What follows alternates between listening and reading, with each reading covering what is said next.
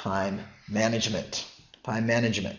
This has to deal with putting everything together. How do you actually write now? Now that you have the skills, you're writing your sentences fine, what should you actually do? So you'll notice here it says approach number 1.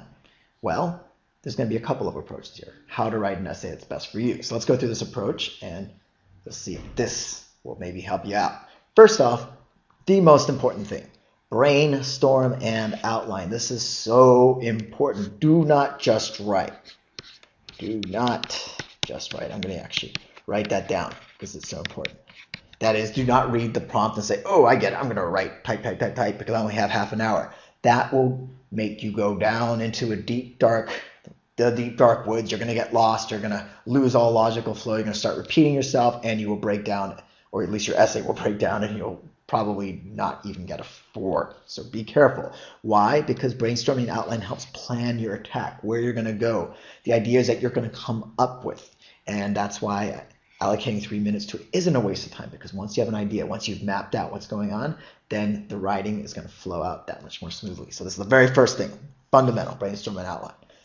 Then start with thesis statement. Again, thesis statement is your main idea. What are you going to try to prove in your essay, your main idea or your main point? What are you going to try to prove? Write it out. And then, here's the big thing, write the body and examples of your essay. So, why? Why what? Well, I skipped the intro. If you notice, I said just write a thesis statement. I didn't even say write the intro. And some of you may be balking, thinking, no, you have to write the intro. The intro is so important. But there's something that I call the perfect word syndrome.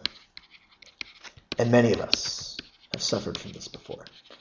And the idea is, I'm going to write something, I'm going to sound very grand and important in those first couple sentences, and I need to find that right word. No, that's not it. I'm going to go back. No, I can say it like this. And guess what? 10 minutes go by and you're still trying to write the perfect introduction. 10 minutes wasted.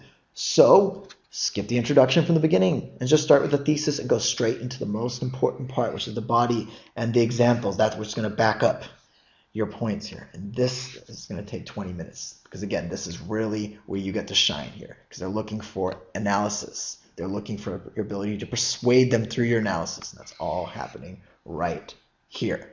Finally, conclusion. It's minimal. It's not important. You're restating what you've already said before in your intro. Well, in this case, you haven't even had an intro yet, but the point is when you write your conclusion, you can use your thesis statement here and simply reword it.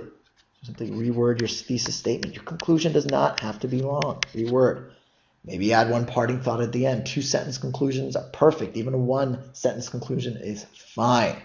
And then writing that intro, that first sentence or two, becomes easy because you've written everything else. There's no pressure. You've done all your persuading here. You've done a good job. And that's approach number 1, which I recommend for a lot of you. If this rang a bell, if I said perfect word syndrome and you said, oh yeah, I know exactly what you're talking about, then this approach is for you. However, you may say, wait a second, edit. Very important to edit and spend 2 minutes on editing. That is what's very important because, as we talked about with grammar before, you do not want to make grammatical mistakes or even worse yet, spelling mistakes. And that's why spend 2 minutes making sure everything matches up and making sure that there's no small mistakes. And that's approach number 1. And finally, the last approach we have here is very similar and is probably the commonsensical approach for many of you. But is it the approach that works? Well, you'll be able to answer that yourself.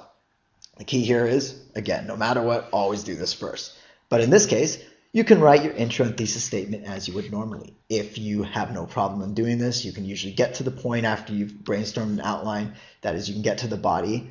Then writing approach 2 or taking this approach is perfect because I do not want to change the way you do something if you have no problems doing it. So if you're comfortable writing an intro and thesis statement, you can do it in 3 minutes, then great. Then follow, as we did in approach number 1, writing with the body and example, spend 20 minutes there. Write your conclusion, spend 2 minutes there again, not the most important part. And just as important as spending time on your essay, you want to spend time, of course, editing your essay. And spend a couple of minutes there, and that is going to help you create an essay that will bring out your greatest potential.